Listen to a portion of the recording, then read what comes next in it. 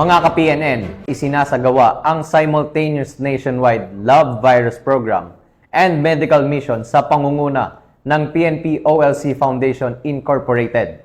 Katuwang ang Cardinal Santos Medical Center at iba't iba pang government and non-government organization ngayong araw sa PNP Multipurpose Center, Camp Brigadier General Rafael T. Crame, Quezon City.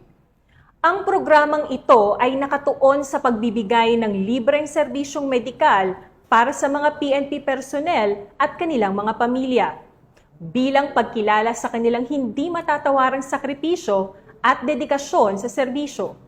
Layunin ng medical mission na matugunan ang mga pangunahing pangangailangang medikal ng mga alagad ng batas, na madalas ay naisasantabi dahil sa kanilang mabigat na tungkulin sa bayan. Ilan sa mga serbisyong handog ng aktibidad ay ang libreng tuli, check-up sa mata, dental services gaya ng bunot at fluoride application, general medical consultation at pamamahagi ng libreng gamot para sa mga pasyenteng nangangailangan.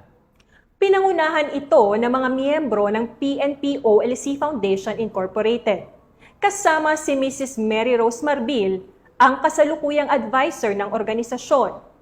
Dumalo sa aktibidad sina PNP Chief Police General Nicolas Torre III, former Chief PNP Police General Romel Francisco Marbil, at President and CEO ng Public Safety Mutual Benefit Fund, Police Lieutenant General Michael Dubria.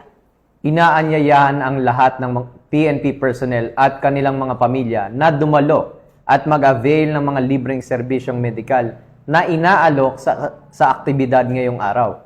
Ito ay isang magandang pagkakataon upang mapangalagaan ang kalusugan ng mga tagapagsilbi ng bayan at ng kanilang mga mahal sa buhay.